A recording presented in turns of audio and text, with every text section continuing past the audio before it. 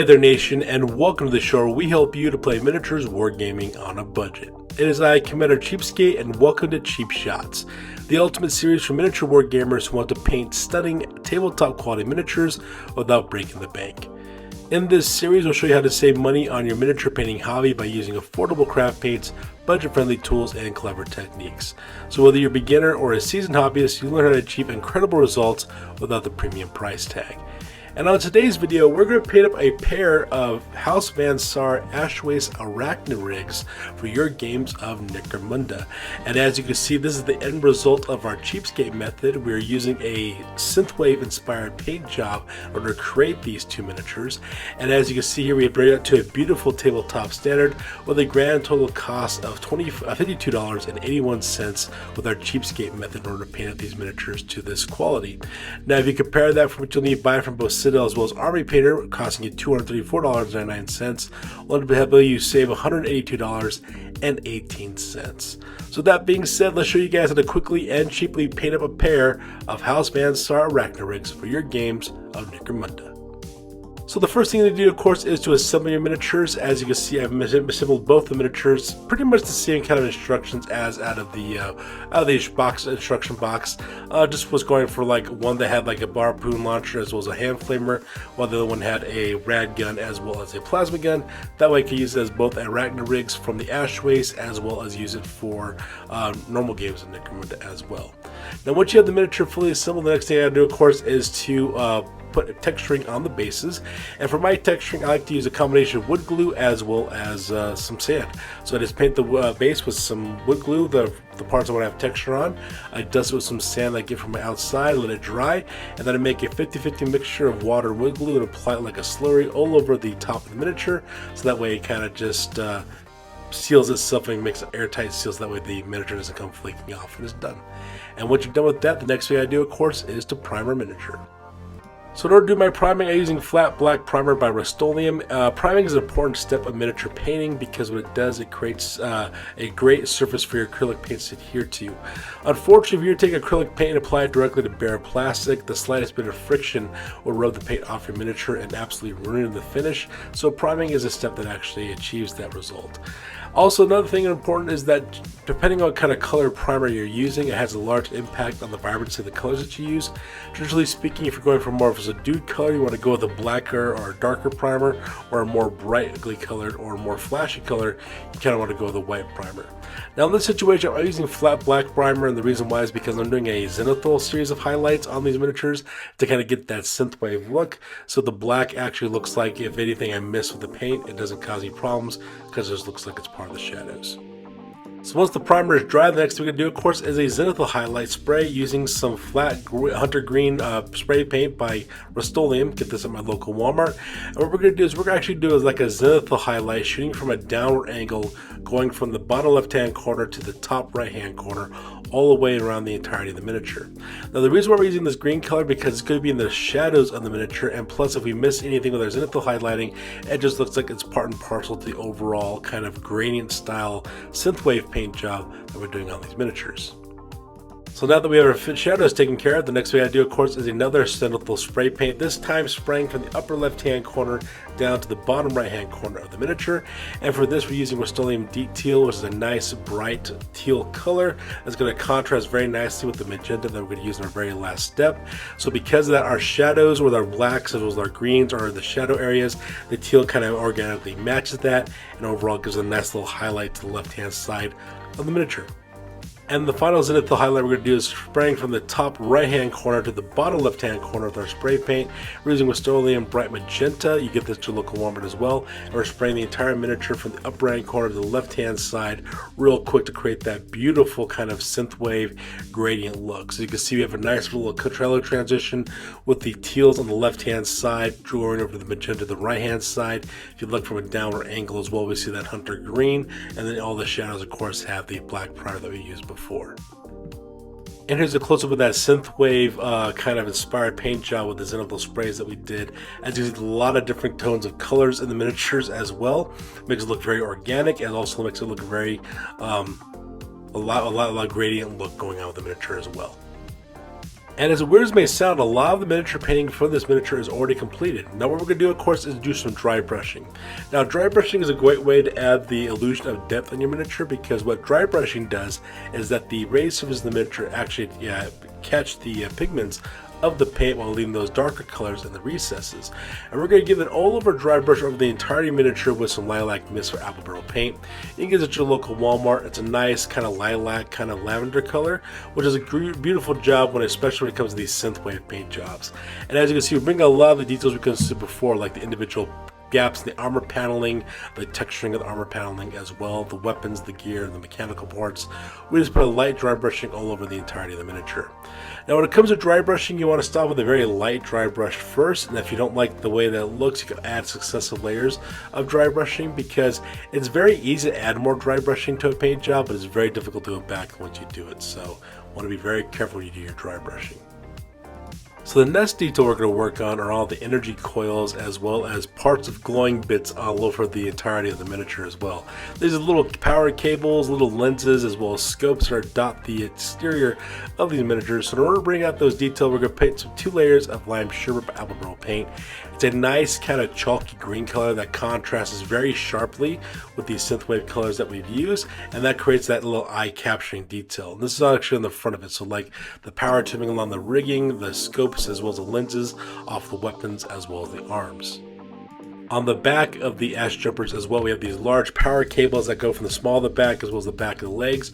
We're also going to capture those details as well with some lime sherbet to create that really eye-catching, contrasting color. And to brighten it up and make it look more of like a neon color, we're going to use kiwi by apple barrel paint as well, which is extremely bright yellow, kind of like a yellowish greenish neon color, which is very eye-catching. Also makes it look like it's glowing. So we're going to put that directly on all the details that we did with the lime sherbet earlier. So all the power cabling, as well as the lenses and scopes as in the front of the miniature, as well as the power cables that we just did in the back of the miniatures as well. And I didn't really address this the last time I talked about my Van Saar miniatures when I did a synthwave paint job, but if you ever make a mistake with your miniatures, like with the lime sherbet or the green that we applied, and you need those details, you can use Wild Iris by apple barrel paint. It's a very rich dark purple that you can get at your local Walmart. I love using this color especially for synthwave jobs because it kind of blends in both with the blues and the teals that we have in these miniatures, as well as the purples as well. So if you have any huge mistakes, you just neaten up real quick with some Wild Iris and you're ready to go. Now the main texture detail we're going to work on these miniatures are on the weapon casings of it's on the Arachni rigs themselves. They have these twin linked heavy las carbines on the shoulders. They have their weapons on their hands as well as their servo claws. So we're going to pick out those weapon casings in 2 thin layers of mermaid blue by Delta Cerakote. You can get this paint at your local Hobby Lobby. We're just put 2 thin layers all over the weapons casings.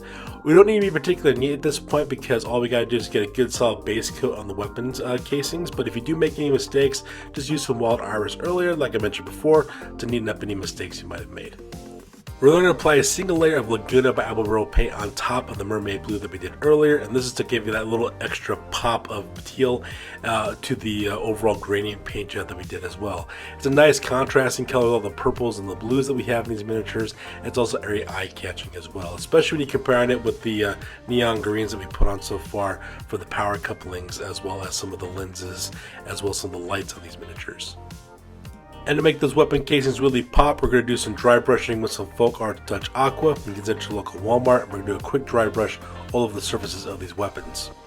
So with most of the details finished on these miniatures, the next we're going to focus on are on the metallic elements of these miniatures.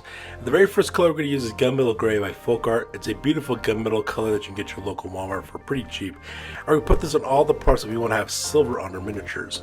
So things like the windscreen that's on the faces of the miniatures, as well as the turbojets and their shoulders, also the barrels of the guns, as well as any other kind of piece that we want to have silver, like the ammunition or as the magazines as well, the tips of the servo claws, the actuator, the ball joints between the wrists and the elbows of this unit as well.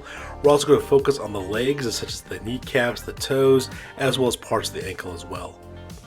On the back of the miniature, we're going to use the Ash Jumper jet ski, the little jet stream that you see in the back with the jet engines. Same thing with the little blasters on the bottom of the back, small of the back.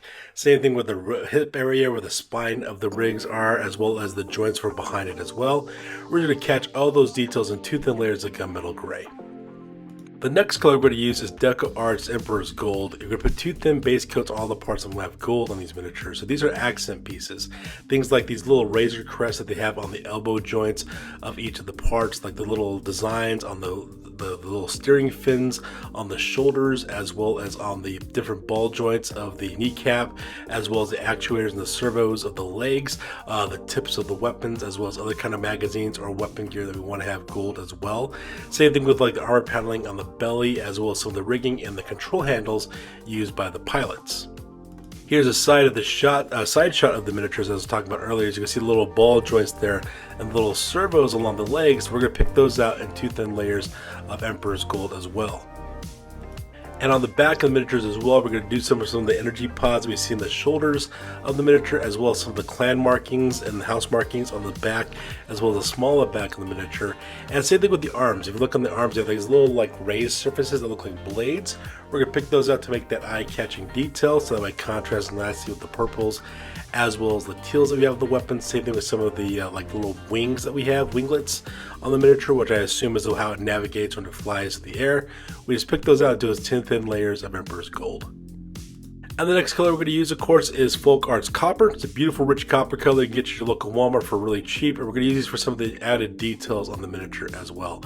So, for example, like the barrels of the guns, for example, the harpoon launcher, we made the tip into copper. Same thing with the barrel of the hand flamer. Same thing with like some of the magazines on the weapons as well as some of the armor panelings that's taking place around the front of the legs of the miniature. On the back of the miniature, we're also using a little bit of the copper to do some small little pieces like some raised mechanical parts in the back, just to break up the monotony a little bit, to create some little additional details for you to catch on. And we're also using some of these servo colors for like along the ankles, so like where the toes, as well as the Achilles tendon, as well as the ankle of these miniatures. We're going to pick that at 2 thin layers of copper as well, just to break up the monotony and add some more visual interest. We're also going to use it for some of the clasps along the power cabling on the backs of the miniatures as well. And the very last detail we're going to pick out real quick is some green turquoise by Apple Barrel Paint. We're going to use this on basically 2 parts of the miniature. First of all is on the face of the pilot. It's right beneath the windscreen there. If you look right between the chest harness as well as the top of the windscreen, you got this little face that looks like it's part of the windscreen. We're going to pick that 2 thin layers of green turquoise as well as the actual windshield itself, just to add a little bit of pop of color. We use this color in our Advanced Star miniatures collection in the studio for the eyes as well as the visors for our Advanced Star characters. So we just figured it's kind of like an easy way just to have this detail picked on that color to match with the rest of the gang. So with our paint job done, next we're going to do, of course, is an oil wash. And the oil wash does a couple of things for us. The first thing that it does, of course, is seeps directly into the recess of the miniature and brings a lot of those details we couldn't see earlier. Things like the gaps, the armor paneling, the texturing of the armor pieces, that sort of details.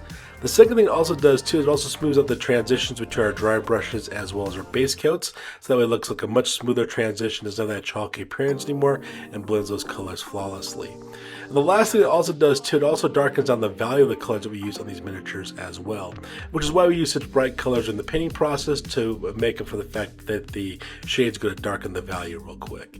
Now you do have to let this stuff dry and cure for about 24 hours because there is polyurethane mixed with this. So just do this as the very last step of your painting process, and you can return back to your painting once it's dried and cured. So the next detail we're going to paint real quick is going to be the flight stands on the miniature. We're going to pick that at 2 thin layers of Granite Gray by Apple Barrel Paint. It's a very pale gray, almost like an off-white color. And the reason why is that way it gives us a good solid base coat for us to paint our next color to make that a little bit more eye-catching. So to add a little bit of contrast to the rest of the paint job, we're going to paint those flight stands at 2 thin layers of Tuscan Teal. It's a nice, rich, dark turquoise color. We're just going to put 2 thin coats of this directly on the flight stands. That way it kind of contrasts nicely with the synthwave paint job that we did on the miniatures, as well as the paint job we're going to do on the bases. So for the bases, we're going to go with this kind of glowing magenta synthwave look. So for the texturing that we have on the bases, we're going to put 2 thin layers of bright magenta by Apple Barrel Paint. We're just going to apply this directly all over the top of the texturing and let it dry so that we have a good solid base coat.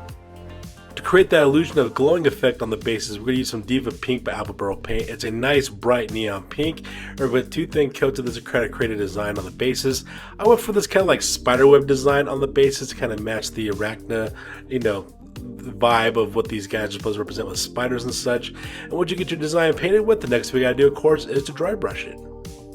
The first dry brush we're going to use is once again using Lilac Mist. We're going to apply this as a all-over dry brush on top of the texture that we just did earlier, just to make it look a little bit more weathered down and kind of worn kind of look. And then we're going to dry brush it one more time with some Anniversary Silver by Folk Art, which is a nice bright silver. It has a little bit of a blue tinge to it. We're going to add this as a dry brush directly on the texturing that we did to make it look like it's kind of weathered down and kind of scraped up, like it's like rusted metal or metal that's been weathered but still retains that neon glow. And the last detail we're going to paint real quick is by rimming the bases. We're going to rim this in 2 thin coats of Skyline by Folk Art. It's a nice grayish kind of bluish color that we use for all the skirmish miniatures in the series collection, especially for our Necromunda miniatures. And then we're moving on to our very last step. Now this last step, of course, is completely optional. When you use an oil wash like Minwax, you're going to have like a little bit of polyurethane in it, which is going to give it a nice, high sheen gloss finish on this, which is going to give you a nice little candy coating. I don't like a high gloss finish on my miniatures. I would like a more matte and subdued finish. So because I use some Krylon matte varnish spray that I get at my local Walmart, I just spray the entirety of the miniature to get that matted look. But if you don't like that matte look, you want that high gloss finish, you can skip this step because it's completely optional. And there you guys have it. This is how we guys quickly as well as cheaply paint up our Arachni rigs for our gangs of Van Saar gangs and our games of Necromunda. So what we're going to talk about next is talk about the exact materials you need to buy from both Army Painter as well as Citadel if you want to achieve the exact same results we did but using their name brand paints instead. So these are the materials you need to buy from both Citadel as well as Army Painter if you want to achieve the exact same results we did. You got to get a can of Chaos Black Spray for 24 bucks, as well as the colors Son of Horus Green, Vulpus Pink, as well as Caliban Green Spray and Teardown Turquoise, and all those cost you $7.80 for those colors. Next, you need to get Emperor's Children, Thunderhawk Blue, Naggaroth Knight, Tumbleguard Blue, Dakala Lilac, Screamer Pink, Cybrite Green, Ulthuan Gray, Moot Green, and those colors that cost you $4.55 for those. You also need to buy some Talisar Blue, Leadbelcher, Screaming Bell, as well as Ironbreaker. Those cost $7.80 for those. A pot of Rust Gray for $4.55. Aethermatic Blue and Retributor Armor, which costs $7.80 for those. As well as Armor Painter Strong Tone, which costs you $30 for that product. You need to buy a can of Mutatorium Varnish for that matte finish for $24. An Army Painter Basing Set for $18.99 for that texturing. And then lastly, you need some Citadel PVA glue. It's going to cost you $12.50 for that. Now, assuming that you're purchasing all these materials for the very first time, you're talking about a grand total investment of $234.99 to paint your miniatures the same way we did, but using the Citadel as well as Army Painter method instead. Now, when you compare that to the cheapskate method of $50.81, and the grand total savings of $182.18. And I know this is going to sound kind of like big of me to say this, but I really like the way that these Arachni rigs kind of blend in with the rest of the Van Saar gang in the Studios collection. Very synth wavy, also looks really cool. These guys look really awesome. I can't wait to see what they do on the tabletop. Alright you guys, so there you guys have it. This is how you guys looking for a way to save money on the miniature wargaming hobby. May I suggest switching to cheaper craft paints? After all, you get similar results with a fraction of the price, and as you can tell from all the promo video photos I've had from my gang, it doesn't look all that half bad either. So once again, you guys, as always, feel free to like, comment, and or subscribe. Your guys' input is invaluable to us as always. Also, if you guys have any suggestions for the other future products, put it down in the comments box down below, and if I like the idea, I'll make a video about it. I am Commander Cheapskate. I'll catch you guys in the next video. Peace out and stay classy.